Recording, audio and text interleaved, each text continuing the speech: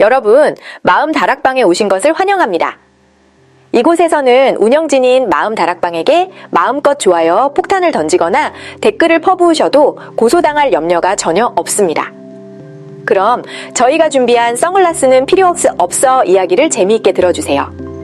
저는 저승세계 전체가 질투할 만큼 엄청난 부자 귀신입니다. 그 이유는 단 하나, 제 절친이 바로 베이징의 태자님과 결혼했기 때문이죠. 돈 앞에서는 귀신들도 꼼짝 못하는 법이니까요.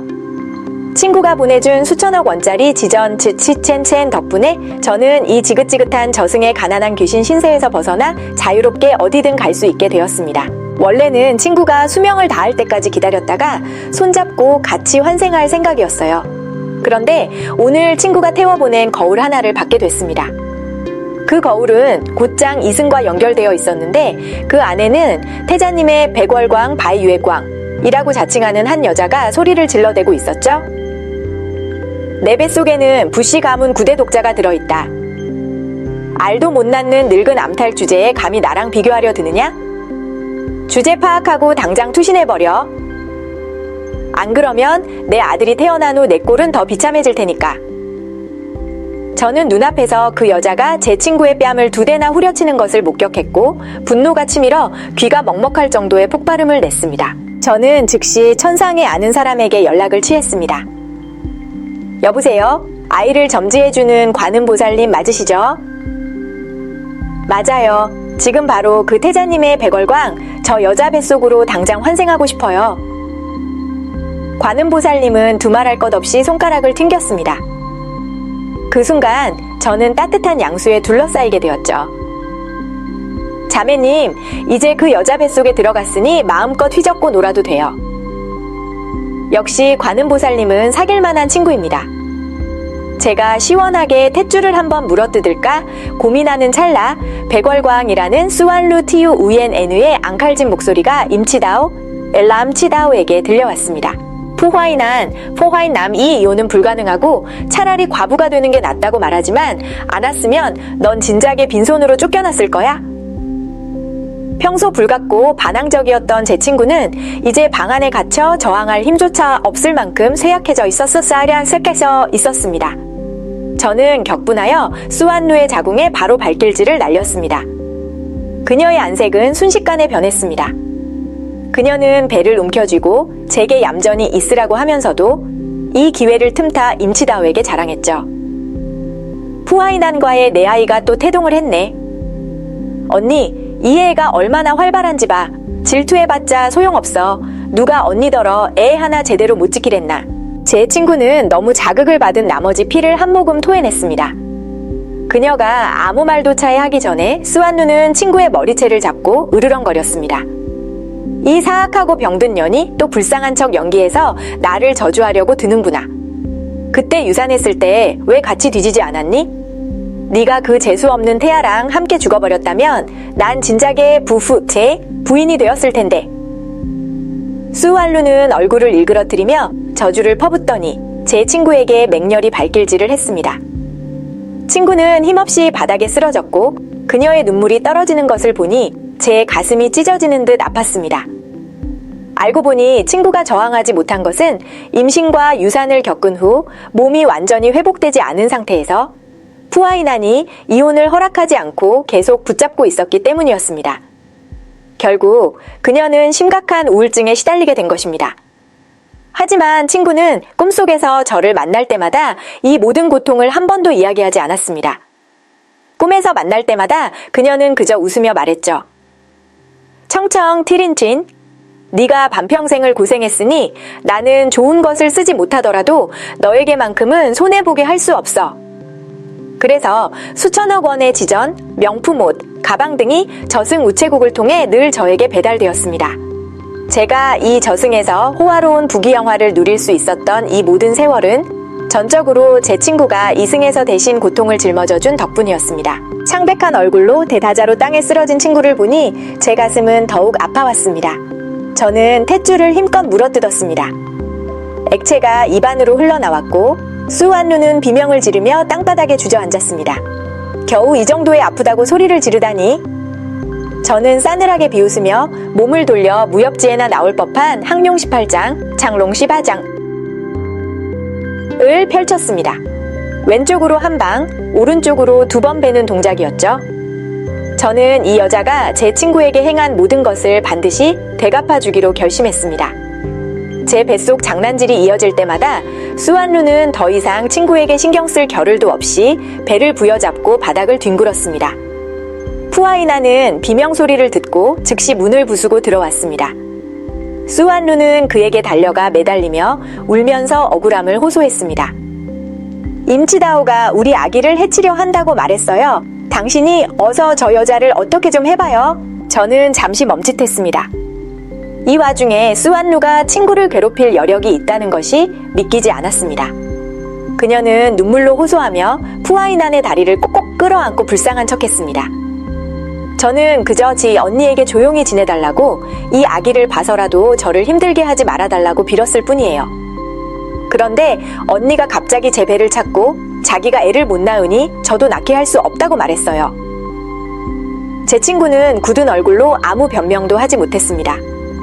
푸아이나는 거칠게 그녀의 목을 움켜쥐었습니다. 임치다오, 내 주제를 똑바로 파악해. 넌 명목뿐인 아내일 뿐이야.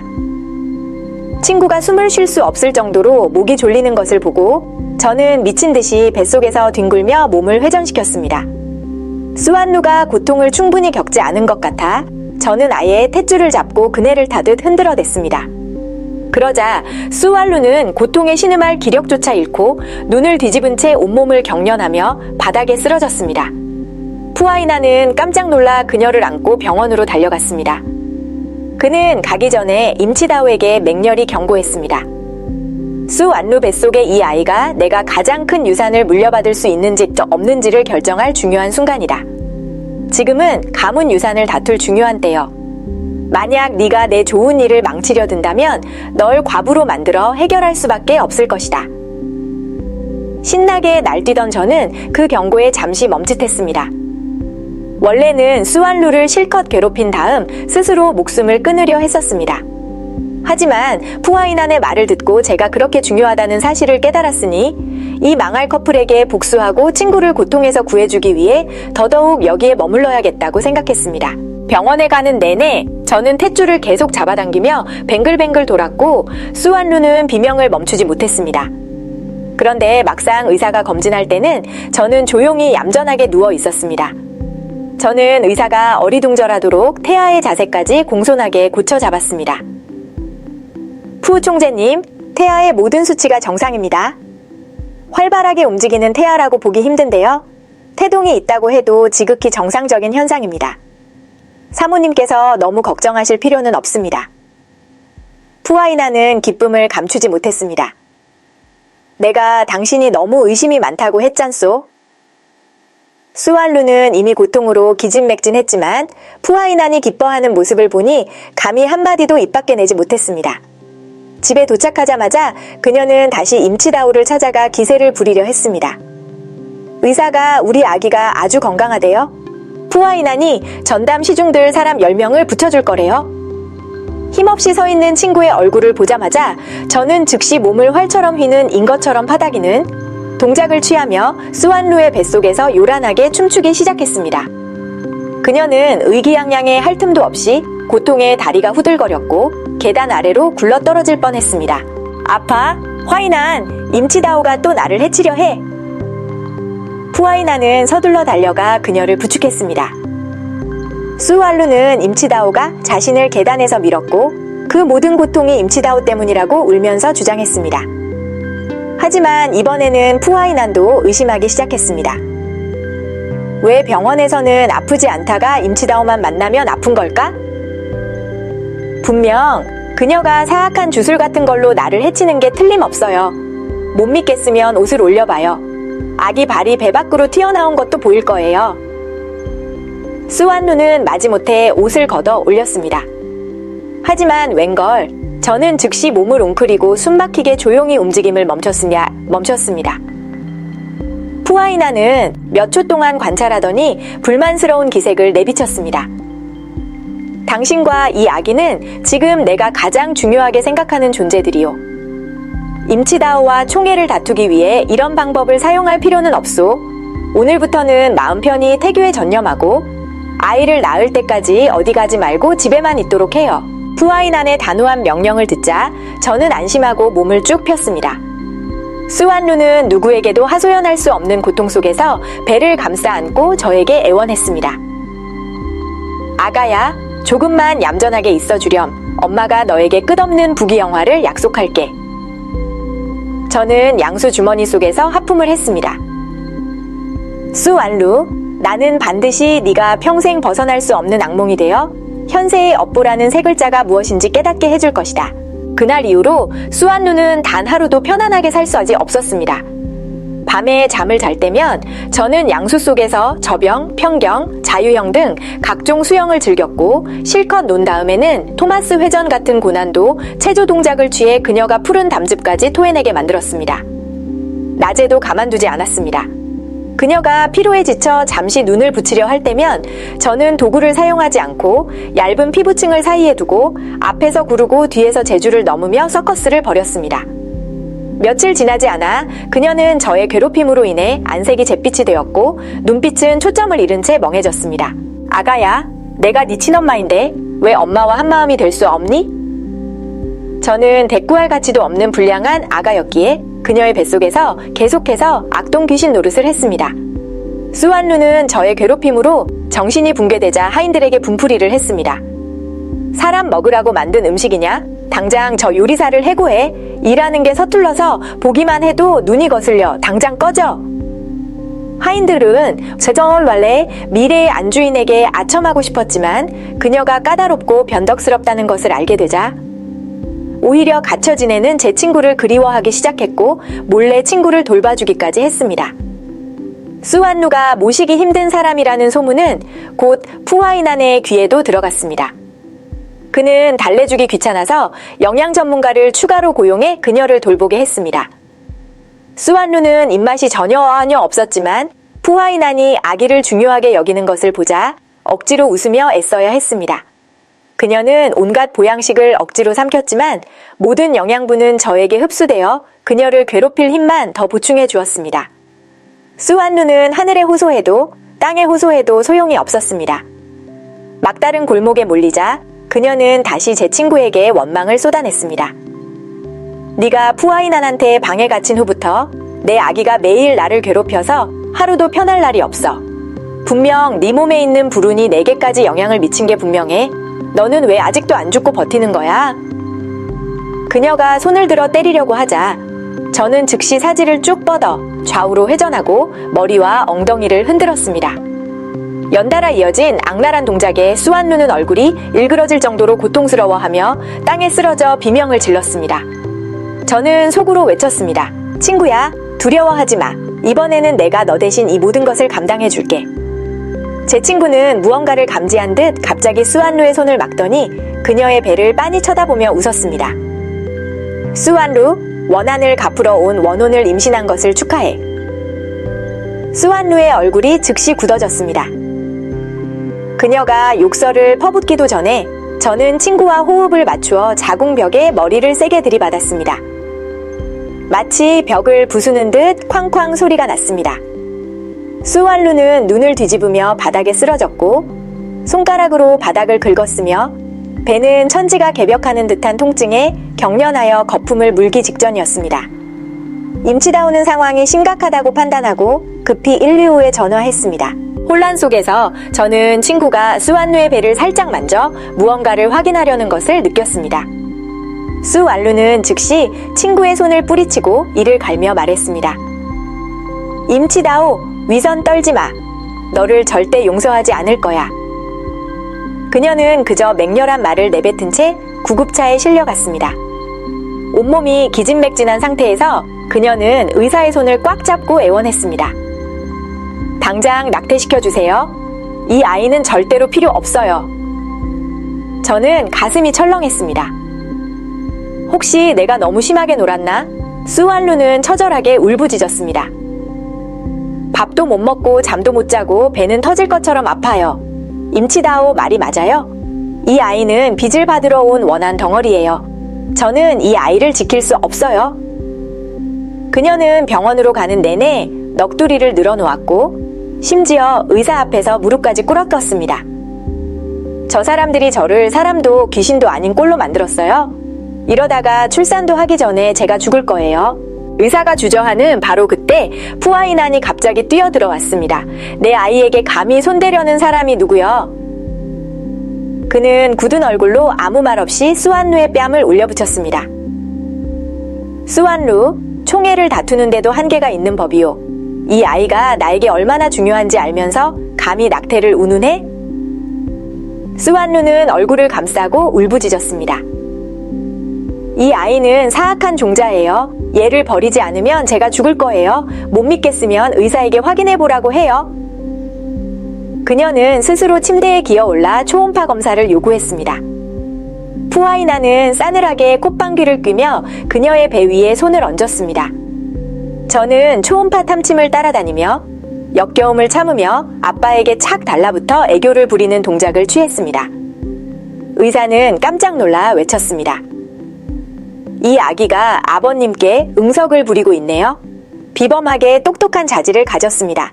뱃속에서부터 이미 뛰어난 지혜를 보여주고 있습니다. 긴장했던 푸아이난의 얼굴이 순식간에 풀리며 웃음을 터뜨렸습니다.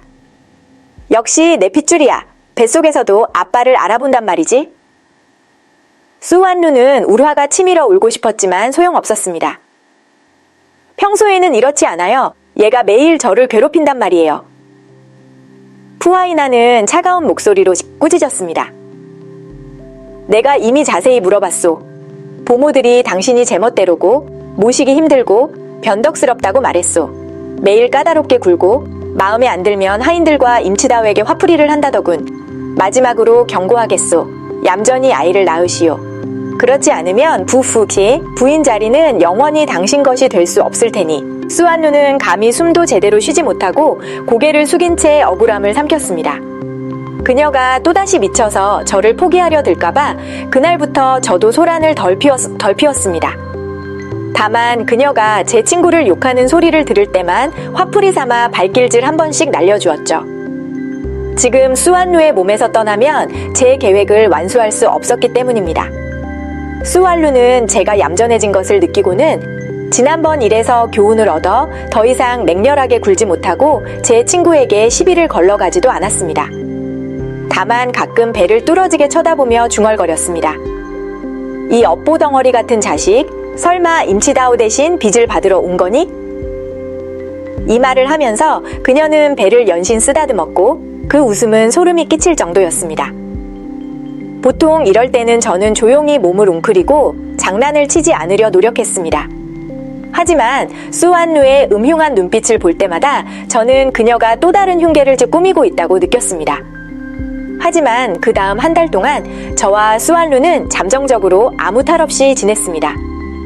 그녀는 심심해서 미친 듯이 온라인 쇼핑을 하는 것 외에는 제 친구에게 폐를 끼치러 갈 엄두를 내지 못했습니다. 제가 계획의 다음 단계로 순조롭게 넘어갈 수 있을 것이라고 생각하던 바로 그날, 수완루는 비밀스럽게 약봉지 하나를 꺼내 들었습니다. 네가 나한테 당할 방법이 없을 거라고 진짜 생각했니? 기괴한 웃음소리 속에서 비릿한 냄새가 나는 그 약이 갑자기 뱃속으로 들어왔습니다. 저는 온몸이 뜨거워지는 것을 느꼈고 몸부림칠 틈도 없이 의식을 잃었습니다. 기절하기 직전 저는 친구에 대한 걱정을 떨쳐낼 수 없었습니다. 수완루가 자기 자신에게 이렇게까지 잔인할 수 있다면 제 친구는 과연 이 재난을 피할 수 있을까요? 수완루는 약을 처리한 후 극심한 복통을 안고 임치다오의 방문을 박차고 들어갔습니다. 제 친구는 온몸에 분비물 범벅이 된 수완루가 방으로 들어오는 것을 보고 겁에 질렸습니다. 푸아이난이 허겁지겁 달려왔을 때 수완루는 이미 분비물 웅덩이에 배를 안고 쓰러져 있었습니다. 내 아기, 우리 아기가 더 이상 움직이지 않아요.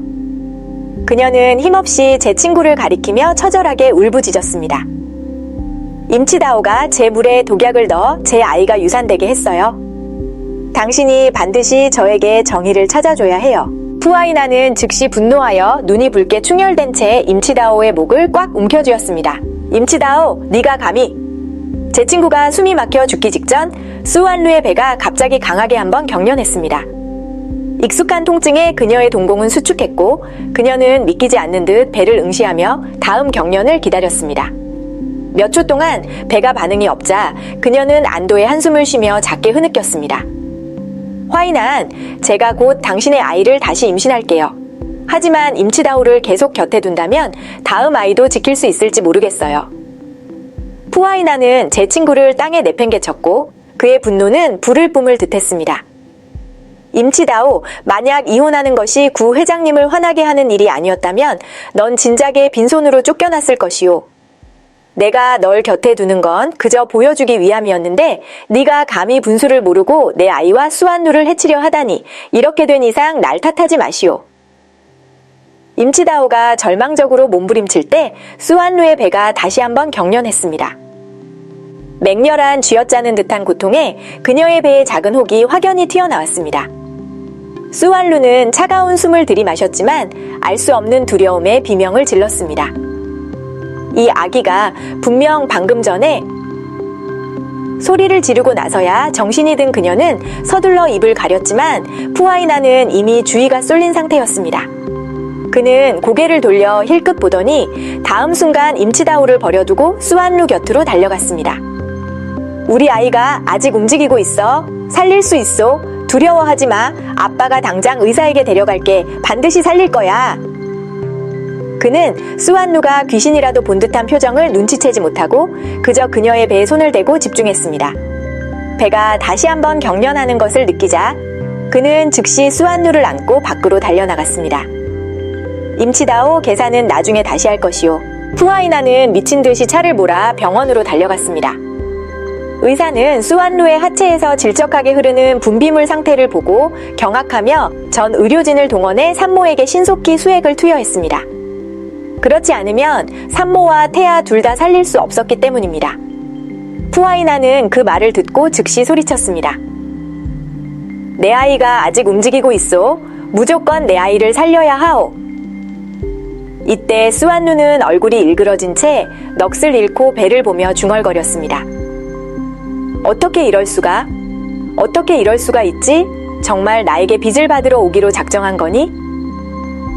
그녀는 더 이상 저항할 기력이 없었고 기괴하게 경련하는 배를 그저 지켜볼 수밖에 없었습니다. 푸아이나는 의사의 질문을 듣고 수완누에게 고개를 돌려 물었습니다. 임치다오가 당신에게 뭘 먹인 거요? 수완누는 억지로 정신을 차리고는 눈을 이리저리 굴렸습니다. 저는 몰라요. 그 물에서 이상한 냄새가 났다는 것만 알아요. 그걸 마시고 분비물이 나오기 시작했어요. 분명 임치다오가 낙태약을 구해서 저에게 먹인 거예요. 나머지는 저도 모르겠어요. 푸아이난의 눈빛이 그녀를 불태울 듯하자 수완루는 아예 눈을 감고 기절한 척 쓰러졌습니다. 구체적인 출혈 원인은 곧 푸 총재님께 보고드리겠습니다. 현재 태아에게 심박이 남아있으니 저희는 아이를 살리는 것을 우선으로 해야 합니다. 의사는 급히 수완루를 수술실로 옮겼습니다. 수완루는 안도의 한숨을 쉬며 눈을 뜨려 했지만 푸아이난이 바로 곁에서 그녀를 뚫어지게 보고 있다는 사실을 깨달았습니다. 푸아이난이 이 아이를 얼마나 중요하게 생각하는지 떠올린 수완루는 낙태하려던 계획을 억지로 삼켜야 했습니다. 그녀는 텅 빈 눈으로 머리 위 전등만을 응시했습니다. 1년의 응급처치 후 의사는 산모와 태아 모두 위기를 넘겼다고 선언했습니다. 푸 총재님, 보십시오.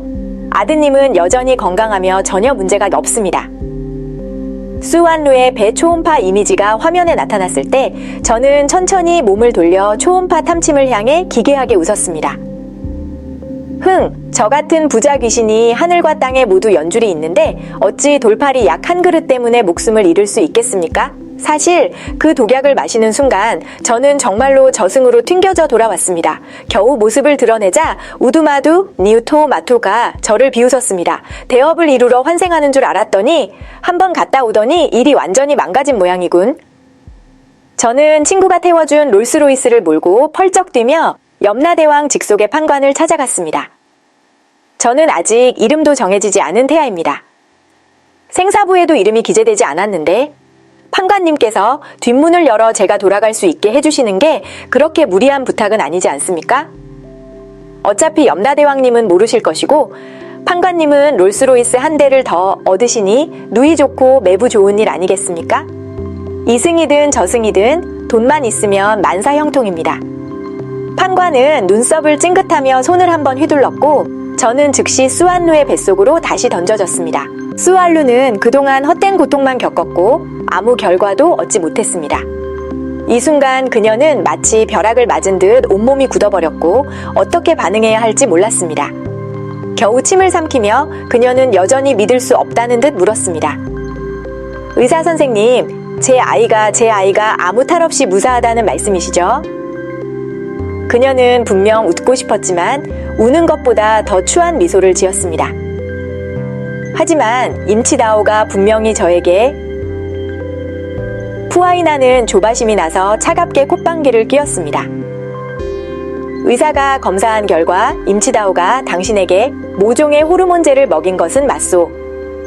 그 약이 자궁을 격렬하게 수축시켜 출혈을 일으키고 유산될 뻔하게 했지. 하지만 의사는 이 아이가 그런 악독한 약에도 맞서 살아남았다는 것은 비범한 체질을 증명한다고 말했소. 푸아이나는 의기양양하게 배에 입을 맞췄습니다. 이 아이는 부씨 가문의 천지교자 티안치자오지 가될 운명인 것 같소. 내가 구 회장님께 보고했더니 아주 기뻐하셨소. 회장님은 당신이 아이를 순산하기만 한다면 내가 임치다오와 이혼하고 당신을 정식 부인으로 승격시켜주기로 약속하셨소.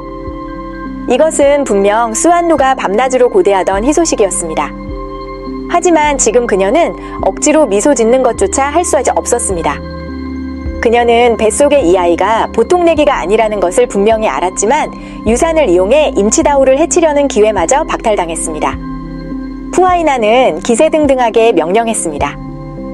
내가 그 쓸모없는 형제들을 물리치고 승리하도록 내 아이도 나를 위해 최선을 다하고 있소. 당신은 이때 약해져서는 안 돼. 아무리 고통스러워도 반드시 아이를 낳아야 하오. 나는 당신과 아이를 돌볼 사람을 더 붙여줄 것이고 그 누구도 당신과 아이를 해치지 못하게 할 것이오.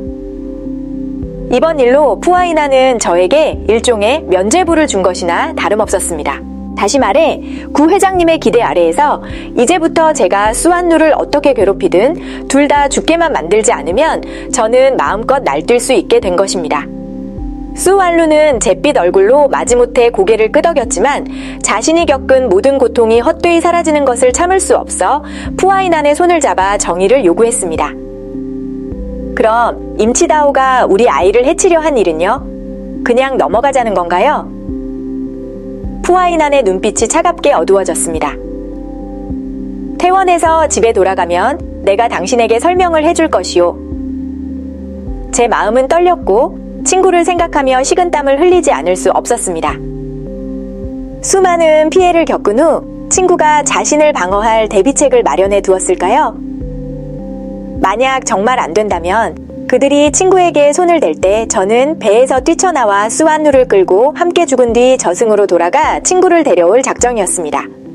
그런데 뜻밖에도 이번에는 친구가 저에게 큰 기쁨을 안겨주었습니다. 푸아이난이 화를 잔뜩 품고 집에 돌아왔을 때 제 친구는 병모서리의 화분을 가리키며 단호한 얼굴로 말했습니다. 수완루에게 처음 모함을 당했을 때부터 저는 방 안에 숨겨진 카메라를 설치했어요. 제가 그녀에게 낙태약을 먹였는지 아닌지는 감시 영상을 보면 분명히 알 수 있을 거예요. 말을 마치고 친구는 수완루의 배를 의미심장하게 흘끗 쳐다보았습니다. 순간적으로 저는 친구가 백가죽을 꿰뚫고 저를 보고 있는 것 같은 기분까지 들었습니다. 하지만 지금은 깊이 생각할 겨를이 없었고 그저 친구에게 박수를 쳐주고 싶었습니다. 임치다오, 마침내 네가 일어섰구나. 이 일로 푸아이난의 변심은 변하지 않겠지만 적어도 친구가 계속해서 억울한 누명을 쓰는 일은 막을 수 있을 것입니다. 수완루는 두려움에 뒷걸음질 쳤고 임치다오를 향해 손가락질하며 무언가 말하려 했지만 임치다오는 이미 감시 녹화 영상을 재생해 푸아이난에게 보여주었습니다. 그녀가 제 방으로 뛰어들어왔을 때 이미 하체에서 분비물이 흐르고 있었고 들어오자마자 땅에 쓰러져 연극을 한 거예요. 마침 당신이 돌아올 때를 맞춰 저에게 죄를 뒤집어 씌우려고 한 거죠. 그럼에도 당신이 저를 탓하고 싶다면 더 이상 할 말은 없습니다. 그녀는 침착하게 수완루를 바라보며 강인한 목소리로 말했습니다. 저는 당신 뱃속의 아이에게 손댈 의사가 전혀 없어요. 제가 지금 가장 바라는 것은 당신이 빨리 아이를 낳아서 푸아이난이 저와 이혼하는 것이니까요. 푸아이난, 저도 당신처럼 이 아이가 빨리 태어나기를 바라고 있어요. 저는 이 아이를 해칠 이유가 전혀 없죠. 하물며. 임치다오는 수완루의 배 깊은 곳을 바라보더니 말을 잇지 않고 멈춰섰습니다. 푸아이난은 녹화 영상을 다 보자마자 경로했습니다. 수완루, 당신이 임치다오에게 무슨 짓을 하든 내가 눈 감아줄 수 있지만 감히 내 아이를 가지고 장난을 쳐? 그는 달려들었지만 뱃속의 아이 때문에 수완루의 목을 조르는 것만은 참았습니다. 다행히 내 아이는 천지교자라 망정이지. 안 그랬으면 내가 구 회장님께 어떻게 보고해야 했겠소? 만약 당신이 내 유산 싸움을 실패하게 만든다면 당신의 결말은 임치다오보다 훨씬 더 비참할 것이오. 수완루는 구석에서 떨며 웅크렸고 눈에는 두려움과 불만이 가득했습니다. 그냥 언니랑 장난 좀 친 것뿐이에요. 게다가 아기는 무사하잖아요. 저는 그저 언니가 또 당신을 빼앗아 갈까봐 두려웠을 뿐이에요. 잠시 정신이 흐렸어요. 잘못했어요. 저는 얌전히 태교에 전념해서 당신을 위해 아이를 낳을게요. 그래야 당신이 회장님께 말씀드릴 체면이 서죠. 그녀는 배를 안고 불쌍하게 무릎을 꿇었고 제 존재를 다시 호신부처럼 이용했습니다. 여보, 이제 그만 화내시면 안 될까요? 당신이 우리 아이를 놀라게 했어요. 배가 다시 좀 아픈 것 같아요. 제 친구는 수완루의 말 속에 숨겨진 의도를 영리하게 알아차리고 재빨리 말했습니다. 그렇다면 구 회장님께서도 우리가 이혼하는 것을 크게 개의치 않으신다는 뜻이네요. 푸아이난, 당신이 저에게 자유를 돌려주기만 한다면 이제부터 우리는 남남이며 저는 당신과 아무런 관련이 없을 거예요. 굳건한 친구의 얼굴을 보자 저는 안도의 한숨을 내쉬었습니다. 정말 다행이다. 내 친구는 결국 사랑의 눈먼 바보가 되지 않았고 이 쓰레기 같은 남자에게 매달릴 생각도 더 이상 없다. 푸아이난이 쉽게 이혼하고 싶어 하지 않는다는 것을 알고 있었습니다. 제 원래 계획은 저 스스로가 푸씨 가문에서 그가 확고하게 자리 잡도록 도와주는 것이었습니다. 그가 저를 통해 가장 큰 유산을 확보할 수 있다고 확신하게 되면 자연스레 임치다오를 짐으로 여기고 빨리 이혼할 것이라고 예상했죠. 이제 임치다오가 먼저 제안하자 푸아이난은 물 들어올 때 노젓듯 말했습니다. 그렇다면 내일 당장 이혼 합의서에 서명합시다. 구 회장님의 뜻대로 당신에게 약간의 보상을 해줄 것이요. 하지만 너무 많은 것을 바라지는 마시오. 만약 감히 언론에 입을 떼는 날엔 가만두지 않을 것이요. 임치다오는 입꼬리를 싸늘하게 비웃었습니다. 오랫동안 기다렸는데 드디어 이혼하게 되었군요. 저는 더 이상의 문제를 일으키지 않을 거예요. 저는 친구가 이 망할 놈에게 완전히 신뢰를 잃어져 욕 한마디조차 아깝다고 생각하는 것을 알 수 있었습니다. 그날 밤 푸아이나는 말한 대로 변호사를 시켜 이혼 합의서를 가져오게 했습니다. 임치다오는 단호하게 서명했습니다. 수완루는 의기양양하게 웃으며 자신의 배를 토닥였습니다. 저를 약 올리려는 의도였는지도 모르겠습니다. 네가 아무리 발버둥쳐도 임치다오는 결국 집에서 쫓겨나는 거야. 그녀가 득이양양하게 바보처럼 웃는 것을 보자 저는 즉시 발길질 한 방을 날려 그녀의 입을 다물게 했습니다. 친구는 서명을 마친 후 빠르게 짐을 꾸려 떠났습니다. 떠나기 전 그녀는 일부러 수완루의 방문을 두드리고 마지막으로 그녀의 배를 바라보았습니다. 수완루, 믿든 안 믿든 당신 마음이지만 저는 진심으로 당신이 이 아이를 낳아 복을 누리기를 바래요. 그 한마디에 저는 제 좋은 친구가 저의 존재를 감지했다는 것을 알 수 있었습니다. 저는 눈물이 그렁그렁한 채 그녀의 뒷모습을 지켜봤습니다. 임치다오, 이제부터 너는 하늘은 높고 바다는 넓은 곳에서 네 자신만의 삶을 살아. 아직도 오만방자한 수완루는 내게 맡겨두면 돼. 문이 닫히자마자 수완루가 의기양양해할 틈도 없이 저는 제 집안의 필살기를 꺼내 사용했습니다. 항룡 18장부터 회전 점프까지 저는 눈을 감고 수완루의 자궁을 저만의 거대한 무대처럼 여겼습니다. 저는 지칠 줄 모르고 12시간 동안 활기차게 뛰어놀고 날뛰었습니다. 수완루가 기절할 지경에 이르자 푸아이나는 전문 간호사를 불러 그녀에게 약을 먹여 겨우 생명을 유지하게 했습니다. 수완루, 나는 누가 부부인이 되든 상관없소. 나는 오직 당신 뱃속의 아이에게만 관심이 있소. 아이를 무사하게 낳는다면 당신도 평온한 날을 보낼 수 있을 것이오. 만약 또 헛짓거리를 할 생각이라면 내가 가만두지 않을 것이오. 수완루는 헐떡였고 고개를 끄덕일 수도 저을 수도 없었습니다. 그날 이후로 그녀에게 메일은 악몽으로 변했습니다. 저는 매일 정시에 30분에 한 번씩 난동을 피웠습니다. 수완루는 숙면을 취하지 못했을 뿐만 아니라 깨어있을 때도 고통의 바닥을 뒹굴었습니다. 억지로 마신 모든 보약은 제가 전부 흡수하여 저는 날로 피부가 휘어지고 통통해졌습니다. 반면에 수완루는 얼굴이 누렇게 뜨고 피부가 거칠어졌으며 사지가 부어오르고 배는 터질 듯 둥글게 불러 거의 사람 몰골이 아니었습니다. 구 회장님은 그녀를 보고 역겨워 코를 막을 정도였습니다. 의사가 뱃속에 튼튼하고 통통한 아들이 있다고 확인해주지 않았다면 구 회장님은 그녀를 쳐다보지도 않았을 것입니다. 수완루는 죽는 것보다 못한 나날을 4개월 동안 견뎌냈습니다. 제가 태어날 때가 되자 저는 일부러 산도 찬덕에 딱 달라붙어 도무지 나오려 하지 않았습니다. 그렇게 저는 생으로 수완루의 양수가 막히고 터지게 만들었습니다.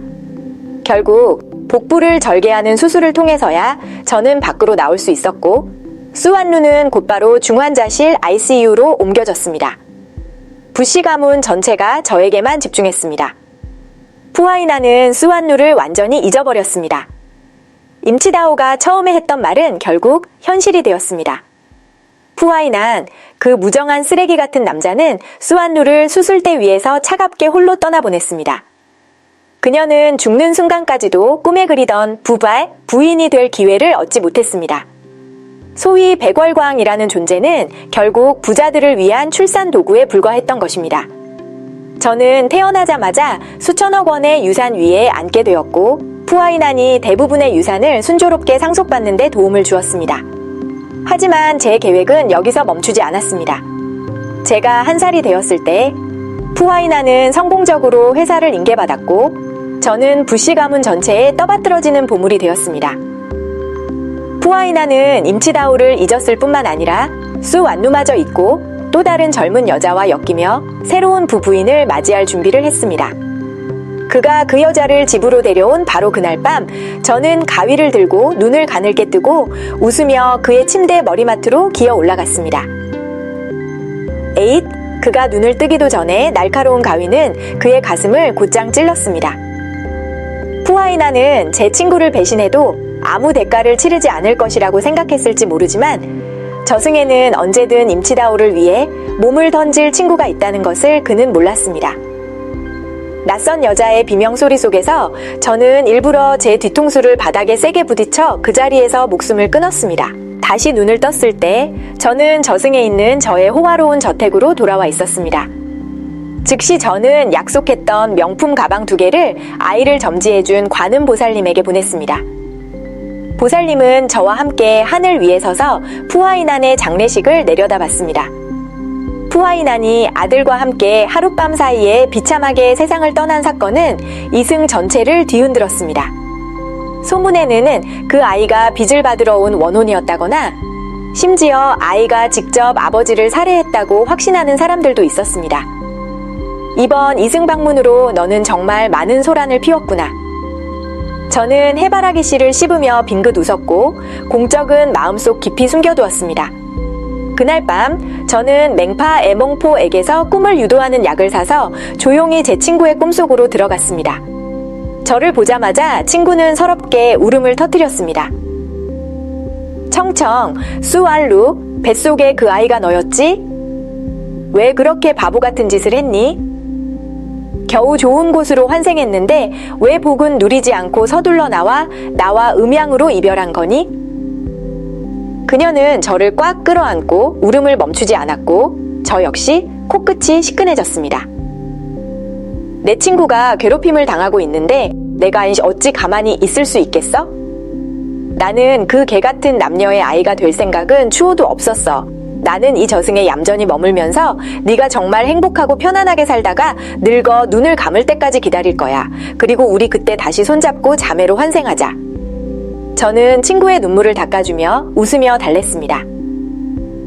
내 덕분에 나는 저승에서 가장 부유한 재벌이고 온 사방에 연줄이 있어. 그때가 되면 우리는 베이징의 대부호 집안에 환생해서 태어나자마자 모두가 질투하는 천금 캔진 아가씨가 될 거야. 우리 둘 다 더 이상 고생하지 않을 거야. 너는 이승에서 부디 잘 살고 돈 많이 벌어. 나는 네가 태워보낼 최신 명품 가방 컬렉션을 기다리고 있을 테니. 친구는 눈물 속에서 웃음을 터뜨리며 저를 놓아주지 않고 꼭 끌어안았습니다. 헤어지기 직전 저는 친구에게 말했습니다. 저승에서 스완루와 푸아이난을 다시 만난다면 제가 우두마두에게 그들을 특별히 정성껏 돌봐달라고 부탁할 것이라고요. 친구는 저를 아주 오랫동안 안아주었습니다. 제가 돌아왔을 때 저승의 우편 위탁소에는 몇 개의 새로운 소포가 도착해 돼 있었습니다. 저는 그것이 친구가 저에게 보내는 사랑과 그리움이라는 것을 알고 있습니다. 그녀가 그곳에 있기에 저는 저승에서도 결코 외롭지 않을 것입니다. 이야기는 여기서 끝났습니다. 여러분은 마음다락방에게 하고 싶은 말이나 스트레스 해소하고 싶은 것이 있다면 주저하지 말고 댓글 폭탄을 날려주세요. 다음 이야기에서 만나요. 여보세요?